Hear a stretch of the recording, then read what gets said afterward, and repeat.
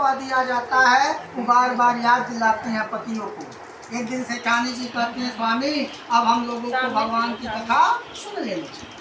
सेठ जी बेचारे टाल मटोल कर जाते हैं, कहते हैं अभी क्या जल्दी है, विवाह के समय कथा है। समय बीतता गया, कन्या 12 वर्ष की हो गई और पहले के जमाने में लोग 13 वर्ष के अंदर विवाह संस्कार संपन्न कर देते और एक श्रेष्ठ वर्ग का अन्वेषण करके और अपने कन्या का हाथ उसके हाथ में दे दी। खूब धूमधाम से विवाह भी हुआ, लेकिन उस समय भी भगवान का कथा नहीं हो पाया। अब असत्य बोलने के नाते भगवान रुष्ट हो जाते हैं और श्राप देते हैं कि जाओ तुम्हारे पूरे परिवार को कठिन और दारुण दुख का। विवाह होने के बाद एक ही पुत्री होने के नाते जिससे विवाह हुआ वो घर जमाई बन के सेठ जी के यहाँ रहने भी लगा।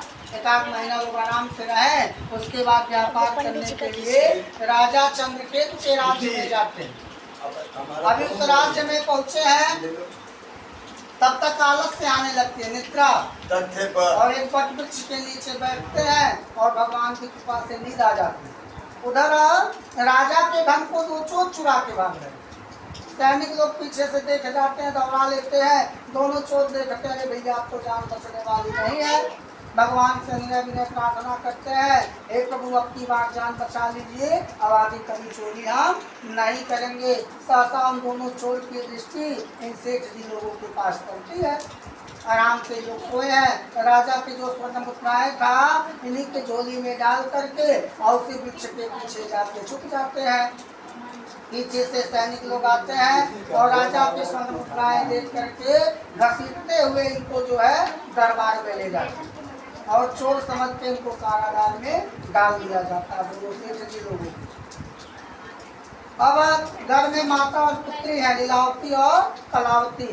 ये लोग भूख प्यास से भटकने लगी। जो अन्न पानी रुपया था एक दिन रात में आया, चोर लेके सब लेके चला गया। अब इनके उनके घर जाके बर्तन चौका करके भोजन करना पड़ा। एक दिन की बात है, यही समय था शाम का, हाँ 4-5 बज रहा था और कन्या कहीं से घूम के अपने घर आ रही। तब तक देखती है कि एक ब्राह्मण के घर में बहुत सारी स्त्रियां प्रवेश कर रही। पूछती है तो पता चलता है पंडित जी के यहाँ कथा है और भोज भंडारा भी है। कन्या भी उसमें सम्मिलित होती है। 9-10 बज जाता है, रात हो जाती है, खा पी के घर जाती है। माता बहुत बोलती है कि स्त्री को कभी रात में अकेले बिछना नहीं करना चाहिए। तो फिर कहती माँ डरने की बात नहीं है।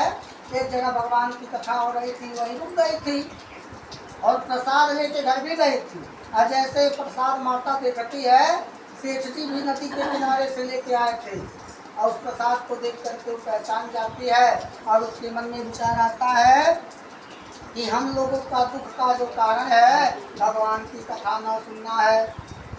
घर में और कुछ तो है नहीं। माता चल लेती है और संकल्प करती है कि आज दिन भर, आज से ही मैं हमेशा आजीवन सत्य का पालन करूंगी और जिस समय हमारे पति और दामाद आ जाएंगे उसी समय कथा सुनूंगी, अपनी बात टाल मटोल नहीं होगा। भगवान प्रसन्न होते हैं और रात में राजा चंद्रकेतु को सत्य दिखाते हैं, राजान प्रातः काल दोनों सेठ लोगों को छोड़ दो, अन्यथा राजधन संपत्ति सहित मैं तुम्हारा सर्वनाश कर दूंगा। प्रातः काल होता है, राजा मंत्रिमंडल को बुलवा के आदेश देते हैं कि दोनों सेठ जी को ससम्मान दरबार में पेश किया जाए। राजा के आदेश से दोनों दरबार में आते हैं। राजा जितना धन लिए थे, सेठ जी भी धन लेके गए थे व्यापार के लिए, प्लस जो चोर चुरा के उनकी झोली में डाला था, दोनों मिला करके जितना था उसे डबल करके उनको देते और कहते हैं अब आप अपने राज्य को जा सकते हैं। दोनों सेठ जी लोग भी राजा को प्रणाम करते हैं और अपने राज्य के लिए प्रस्थान करते हैं। स्त्रीदेवा खंडे सत्यनारायण कथाया तृतीयो अध्याय संपूर्ण। बोल बिंद्रावन बिहारी लाल की जय।